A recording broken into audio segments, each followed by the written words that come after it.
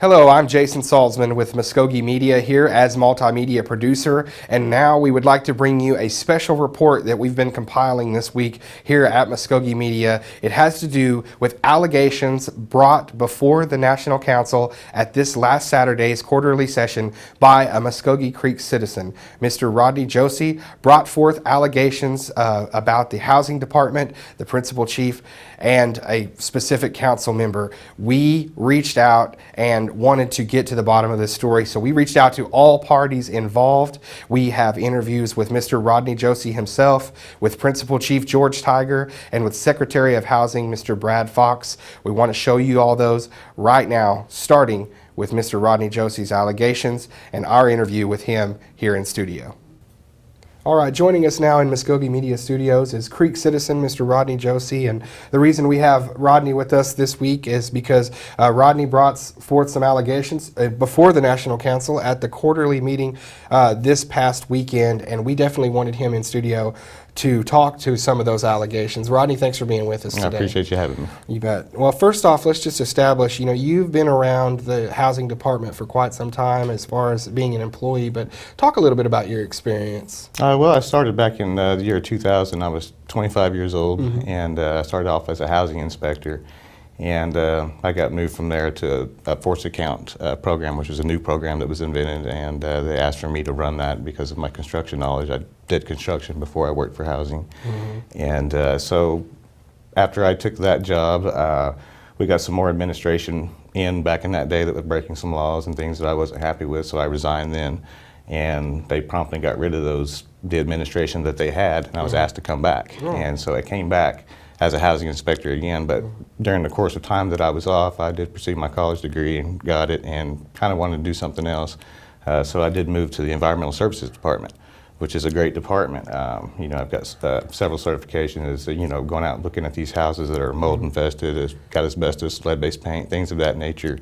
Also doing phase 1 assessments for housing, and which requires us to go out to dig for artifacts and things like that to make sure that there's nothing there before we build on. Yeah. And so you say you would say that you have a pretty good grasp of the kind of housing our citizens are living in, what the needs are, and really, some of the ways that they're fixed, some of the policies that they have to go through. Yes, sir. To get that, you have a knowledge of that. Yes, sir. Okay, I do. Great.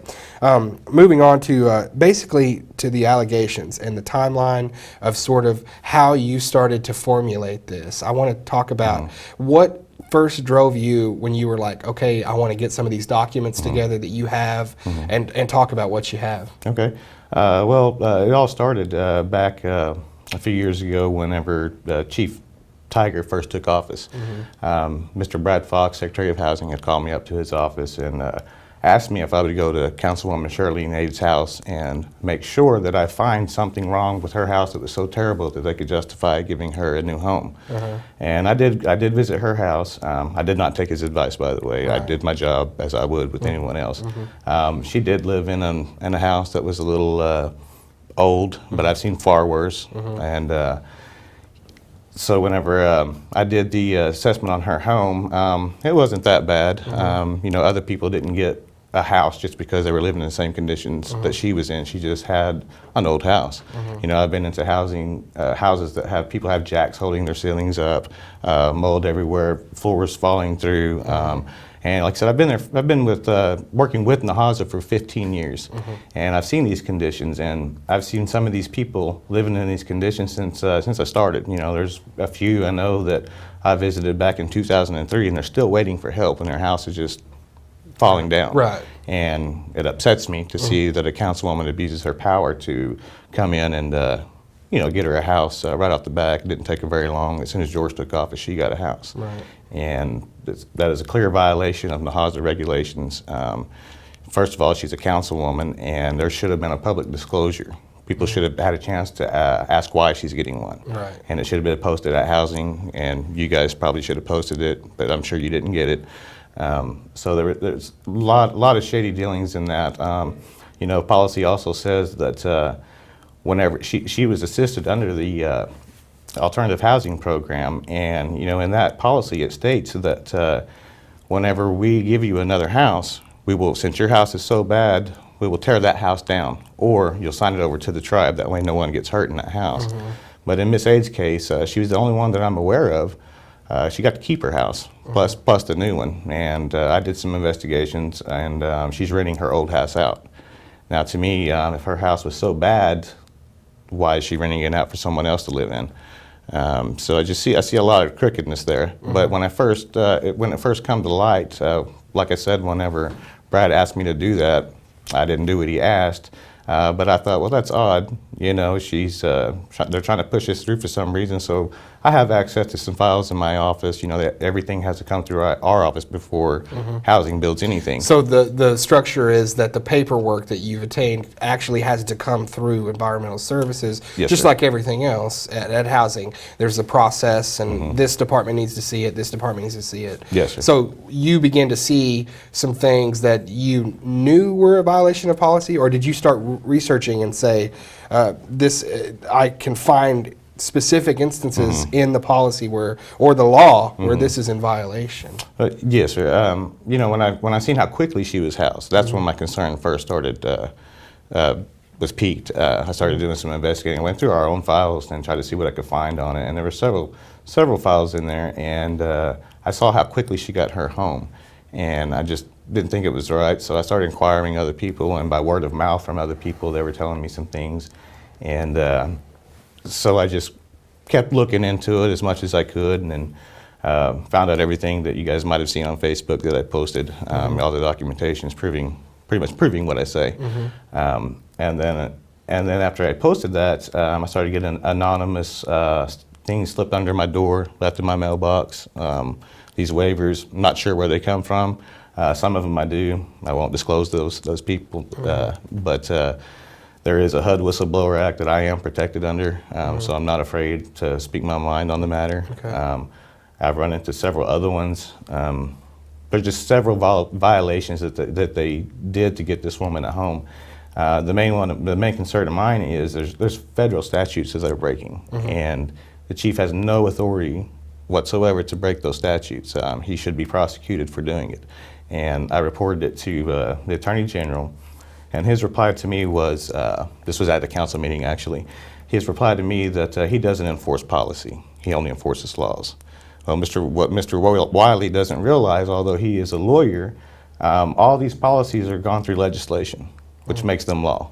He is accountable for enforcing Tribal these laws. law. Yes, sir. Okay. He is accountable for enforcing these laws. He tells me he doesn't see it that way, but he is under the chief, so he's going to do, in my opinion, whatever the chief wants him to do, which don't touch it.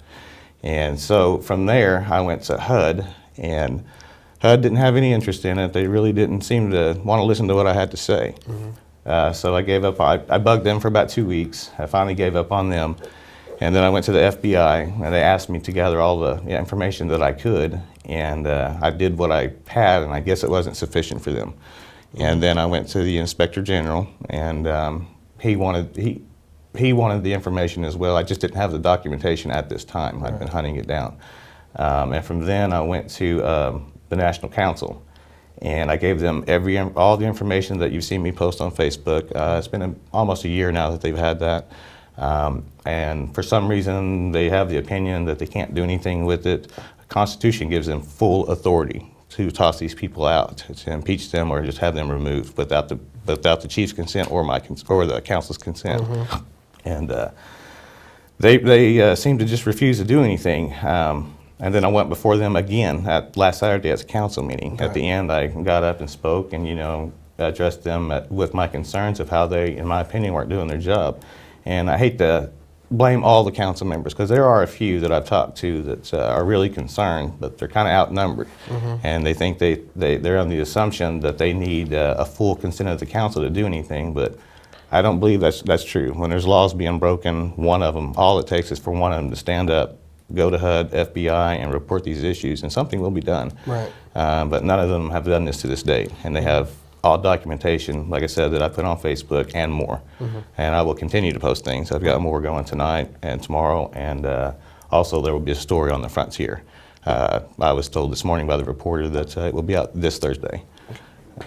So you've telling your story to other people just besides us for sure, trying to get out, and have exhausted quite a few avenues, it looks Yes, like. sir. But I think, gauging from your perspective, the heart of your conflict here is the waiver itself. I mean, is that really where you feel something is being done wrong here? Yes, sir. With the waiver. Yes, I mean, sir. I know other things too, but the waiver is the big one because it sort of puts it into just one decision to where this can go forward or not. Yes, sir. This conversation could go on forever of the violations because the waiver itself is illegal. It violates a federal statute which says that in our Indian housing plan we must follow our Indian housing plan, or our federal monies could be cut. And they're not following their Indian housing plan. These waivers aren't supposed to happen because we have a waiting list that we have to go by, and no one is allowed to go up on top unless you get approval from HUD. And it has to be a pretty extenuating circumstance before HUD will give you that approval. Rodney, you actually ran for a national council seat here recently, twice actually, the Tulsa district.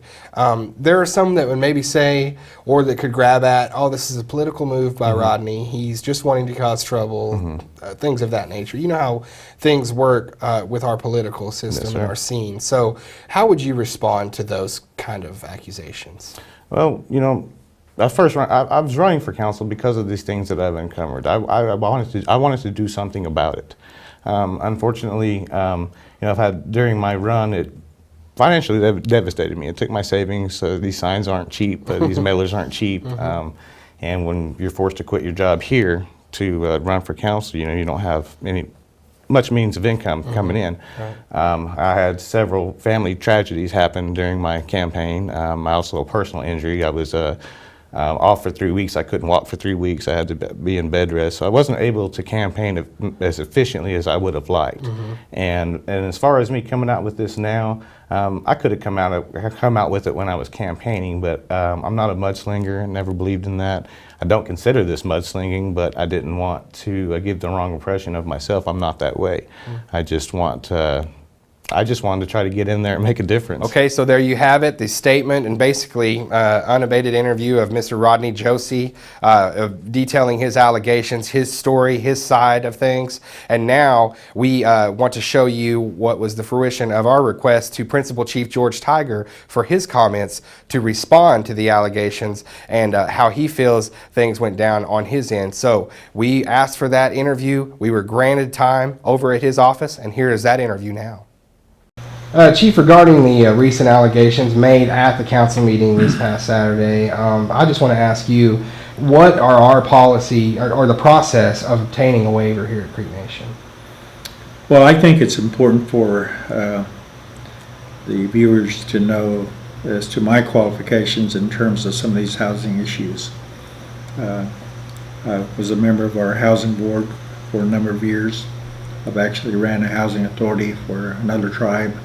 I'm very familiar with our Indian housing plans, very familiar with policies, having been a policymaker, having been a director to follow the policies. So I'm very knowledgeable about those things that have been brought up here recently by a citizen. As with any citizen, they have a right to express their concerns. But where I have a problem is people conveying these concerns without having their facts straight.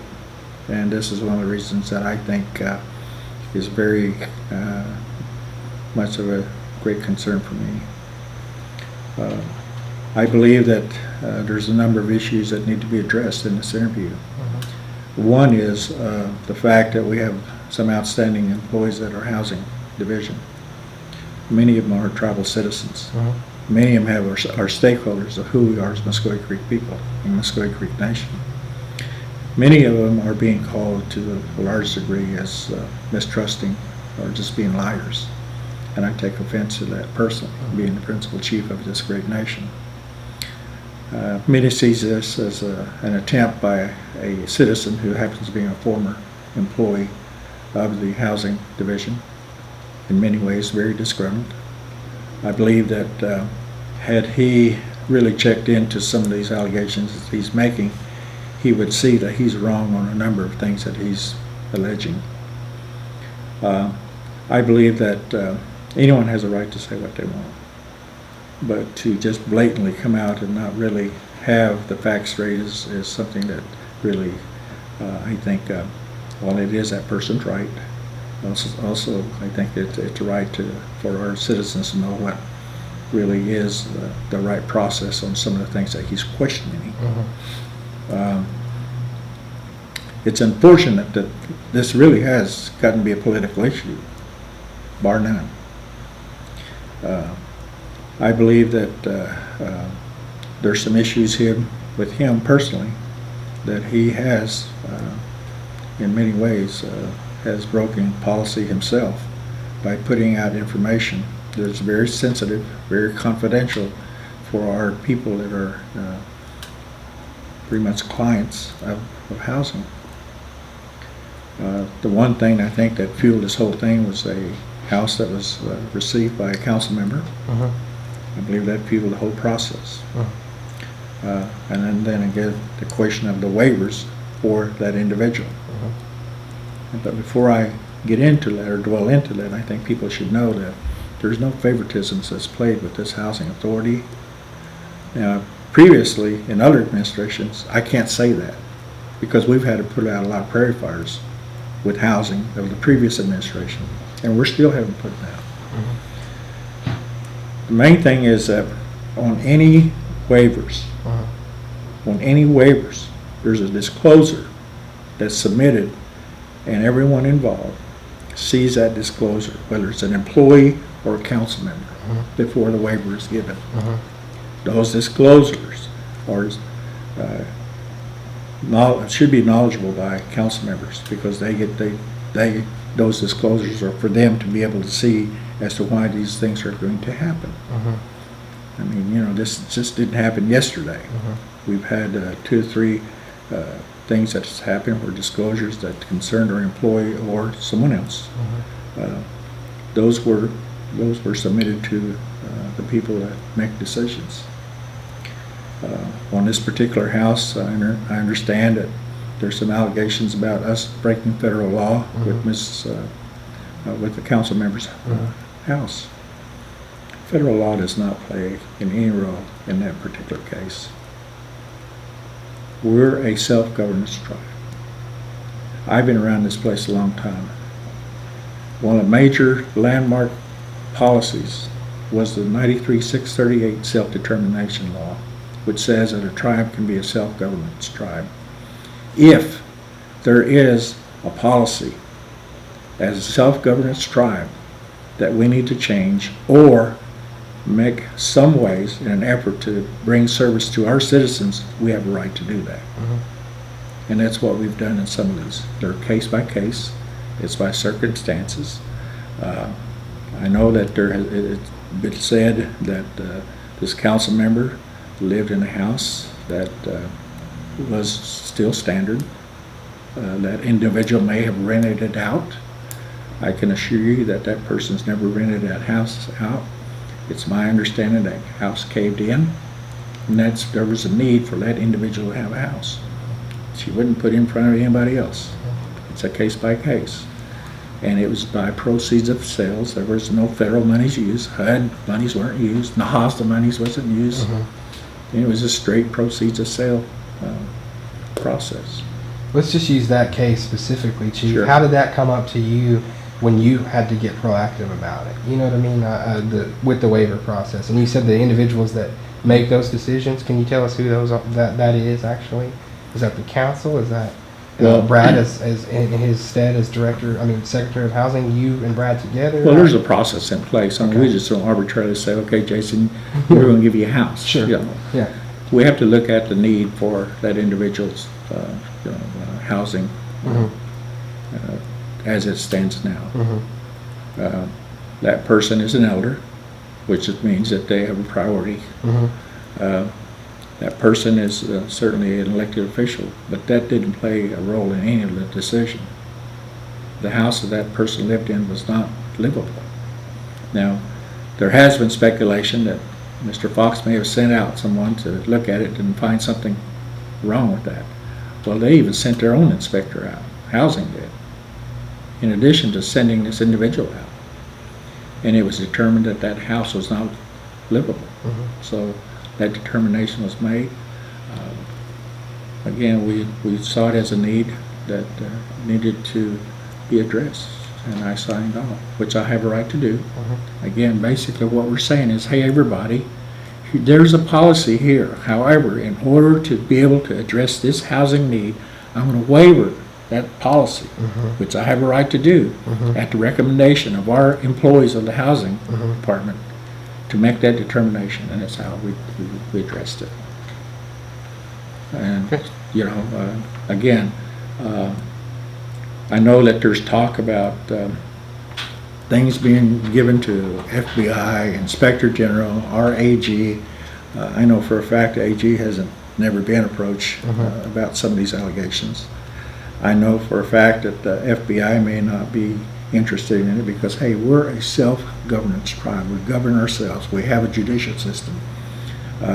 You know, Inspector General has gone through this particular file on numerous occasions, and they saw nothing wrong.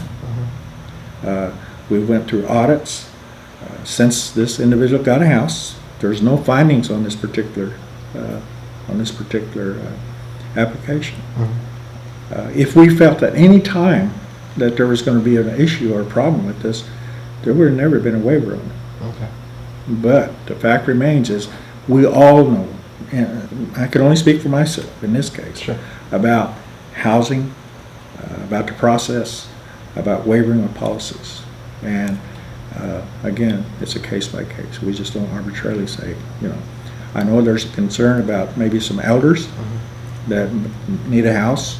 We understand that, and those are being addressed. We, in the past, you know, there were some favoritisms that were played. What we're doing now is we're taking a more aggressive approach in the waiting list. We feel confident in the new process that we're going to be putting into effect to be able to address those. At no time was that ever been a priority with previous administrations. We're making it a priority.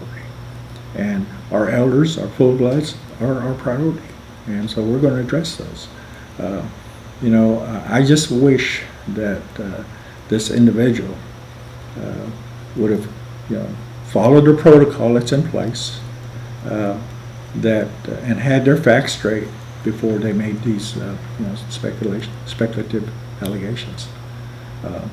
You know, I still think that you know, there's some things that we have to improve on. As you hear me say all the time, Jason, you know, we at Muscogee Creek Nation, whether it's my office or other offices, you know, we're not perfect by all means, but we sure can strive for perfection. That's what we try to do. And, you know, I think it's important to let our people know that we're making progress. You know, we're not making it a political issue. We're making it a process where our people can feel comfortable in what we're doing. And that's our goal, you know, regardless of who those people are. You know, we look at it as a citizen. People forget that this whole thing that started this was because of an individual that happens to be elected. But that person is a tribal citizen first before they're considered an elected official. And that's important for people to know. You know, we're not breaking any laws, any HUD laws, or anything like that. HUD understands that we're self-governance. That's why we get the HOSTA monies, because it is a self-governance program. So those are some of the things that, and I appreciate the time to be able to address those things. You know, I want people to understand, and I appreciate the fact that there are two sides to every story. I think we should be beyond just believing people because they say they have something to say without backing it up. You know, I can put a bunch of paper together and highlight it and put it on Facebook myself, but I wouldn't do that unless I'm sure that those are legitimate issues that should be of concern and not just speculation. Okay, and there are comments by our principal chief, George Tiger, on this issue, these allegations. One particular note there to make during his comments was the fact that with this waiver and with the case that we're specifically talking about with the National Council member in question, the reason that this waiver was granted and was free of NAHASDA or even HUD involvement was because of the proceeds of sale from Housing Department. What's interesting about this for us at Muscogee Media is we do have a Freedom of Press Act in place. We do not have a Freedom of Information Act.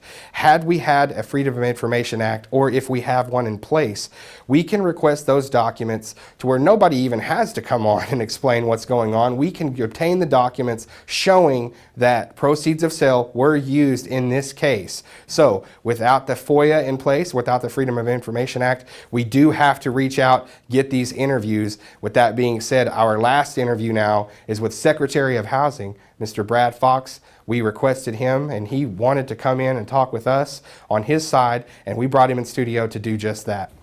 Okay, now in studio with me, Mr. Brad Fox. He's the Secretary of Housing here at Muscogee Creek Nation. Brad, thanks for coming in with us and talking today. Thanks for having me, Jason. You betcha.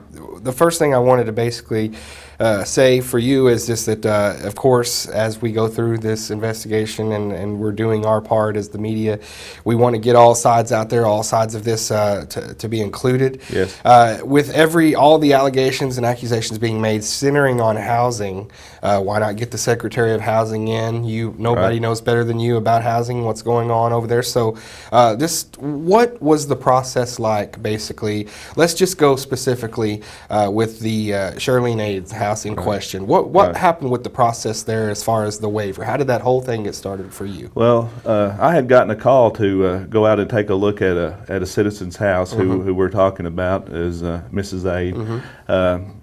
I really can't go into a lot of details because of HUD regulations and confidentiality clauses I have signed, but under those circumstances, when we have a citizen who's in a dilapidated house, it's in an instance where a response needs to be made, housing stepped into that situation.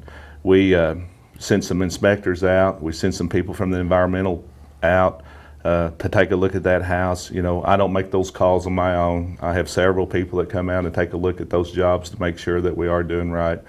And from there, the process began. We just felt like with that citizen and two other citizens were living in that household, a daughter and her daughter, so there was 3 individuals living in a condemned type housing. And from there, we just worked out the problem and got the job done. Brad, specifically in this case, what we're talking about is the waiver. That's kind of the focal point of all of the stuff going on and all the accusations being made. So can you take us just through the process as it became onto your desk, the waiver process? The waiver process, it happens, but it doesn't happen a lot. You know, I've been there about 3.5 years in that position. I've been in housing for 16 years, but we usually do maybe 5 to 10 waivers a year, and they're under all different types of circumstances, and they're treated as different types of circumstances. You know, in this case with this one particular citizen that was brought up at the National Council meeting, her house was in really bad shape.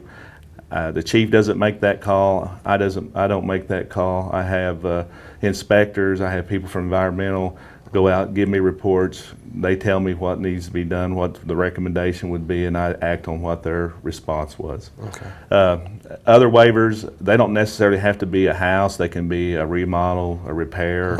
They can be a handicap. You know, we have policies and regulations and procedures that we have to follow, and sometimes people fall outside of that, and a good example would be a handicap situation where a person owns one of our homes. They've been in it only for several months, and you know, something has happened to them in their life to where they need handicap accessibility or some type of work inside there to make their house different. Well, a waiver would probably come into play because that's saying, okay, there's a need here. There's something that we need to respond to. You know, the thing about all this that's going on, I would just like to say that working with Chief Tiger, working with the National Council reps, all these guys I work with every day. and we deal with people and that have housing needs or need repairs, and they come in and they see us, and I can promise you, whether it's the National Council, whether it's the executive office, we're going to respond, and we're not going to leave people out there who are in a dire need or in a situation where they actually need help, and their only safe place to come is to the tribe, and we respond to that every time, whether it's National Council or Chief. So yeah, and you know, one of the things, Brad, I was wanting you to speak of is that in this process with the waivers, did it or does it have to? Did you guys take this before the National Council? Did they know about this in the waiver process? it probably wasn't as far as just addressing the National Council, no, but there was a disclosure that we filled out, that Mrs. Aid fills out, and that's sent out saying that there's an employee wanting some work done. So it lets HUD know, it lets the National Council know that disclosure was done, so people knew that that job was happening. Right. And that happened back in probably 2013. Okay. So.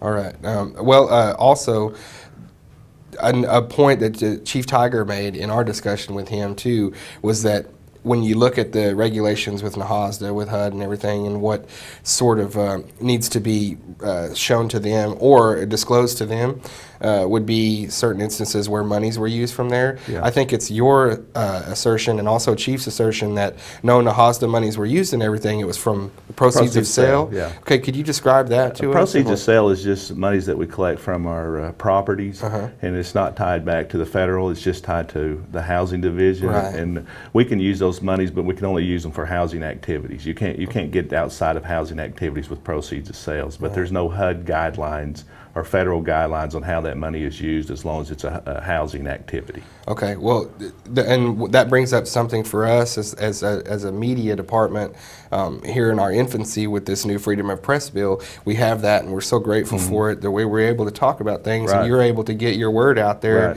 Right. and have that on here on the show. But one of the things, too, is we don't have a Freedom of Information Act yet, I see. and we can't get documents and things like that. So the documentation of the proceeds of sale, would that be something you would be confident in your position to provide, and you know that it's there? Yes, Okay. we have no problem whatsoever to provide the Okay. documentation for that. All right. Yeah. Wonderful. Any time whenever we need to work together. That's the one thing about housing that I will say, that since I've been in there, that we've had the ability to crossover and work with a lot of different departments, whether it's tribal construction, social services, health, all these guys. We're work all with them working all. together. Yeah. That's right. Yeah. So. Okay. Well, thank you, Brad, so much for being in here with us. I don't know if there's anything else that you wanted to add, but for me, I wanted to get every single piece of this. Yeah, there is another piece I'd like to add. Sure. I've been in there 3.5 years. I've had to deal with 7 audits, and they've all come back fine. The Inspector General was in our office last Thanksgiving, last November. They took all of our financial statements. They went through the finance department, pulled all of housing's records, kept them for, I think, a month and a half. Come back, I did an exit interview with the Inspector General's office. Everything was good, everything was fine, no problems. Our National Council did a forensic audit. I did several hours of interviews with auditors. As far as I know, everything's come back. What I've read about the forensic audit, everything looked good. Even as we speak, I just met with the Inspector General this morning. I got a senior auditor in my office right now going through some things that need to be looked at. So it's not like we're looked at constantly. You know, that money is important, and it's important to our citizens, and it's important that we protect it, and it's protected by the tribe, and it's also protected by the federal government. All right. Well, Brad, thanks for coming in. Thank you, Jason. Appreciate you having coming in to sit down and talk with us about it. I appreciate it. You bet. And we want to thank Brad Fox, want to thank Chief George Tiger, and thank Rodney Josie, all for coming and being a part of this investigation for us and giving their sides and talking with us on the record, on camera. It's a great thing for Muscogee Media to be able to provide this to our citizens. Having said that, we also talked with Jessica McBride. She's our media coordinator here at Muscogee Media. We talked about what this actually means going through the HUD guidelines and the tribal policy as well. So here are those comments with Jessica to clear up some on the policy side. Okay, we've heard from Mr. Josie. We've also heard from Chief George Tiger. Now let's hear from HUD. And for that, I'm going to bring in Jessica McBride, our media coordinator here at Muscogee Media. Jessica, great to have you in studio. Let's talk about some of the provisions in HUD that we've researched. You've researched yourself, some of the fun work of journalism, but you've done a lot of research. Tell us what you found there. So I looked into tribal policy for the housing department, and I couldn't find anything that showed the process to get a waiver.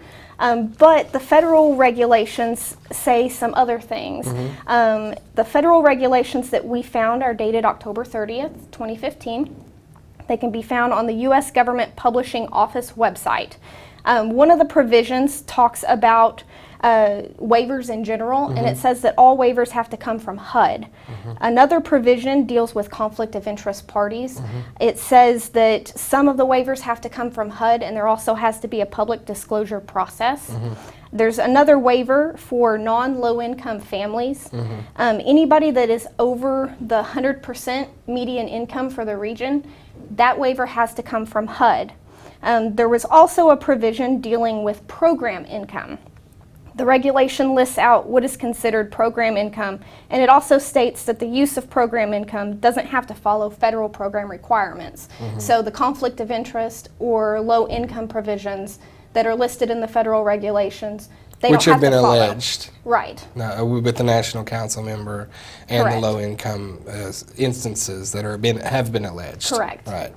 Okay. All right. Well, Jessica, as you said, you've researched there. Give us that website again, please. It is at the U.S. Government Publishing Office, and then that website will be on the screen if anybody wants to go and look at it. Wonderful. Thank you so much for your work. Thanks for stopping in with us to provide the product of that work, and we will stay hooked up with you and in tune with you on all the further developments here.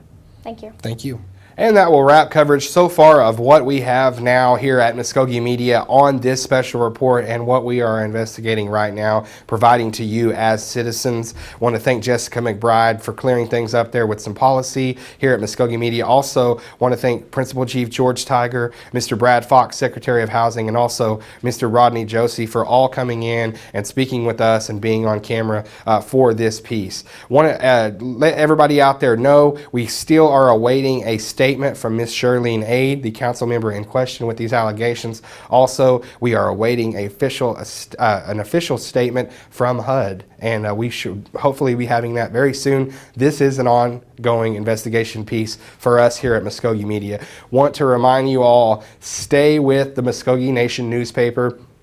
The Muscogee Nation News, they're going to be providing wall-to-wall coverage on this, and you definitely can catch a lot of things in print there. They're working around the clock on some research, doing things to get their stories ready, so definitely stay in tune with the newspaper. You're going to want to see some of the things that they have compiled. Also, stay with us here on our YouTube channel. Things will be coming as we get them, and we will be providing it to you here through video on our YouTube channel. Of course, if you don't know what it is, youtube.com/MCN Communications 1, or just search Native News Today or Muscogee Media on your YouTube search browser. Well, I'm Jason Salzman, as I said, multimedia producer here at Muscogee Media. Hopefully you have become more in tune with what's going on from our investigation, our coverage here on the YouTube channel. Keep it right here, keep it on Native News Today, and as I said, Muscogee Nation News, all of your outlets at Muscogee Media for further developments.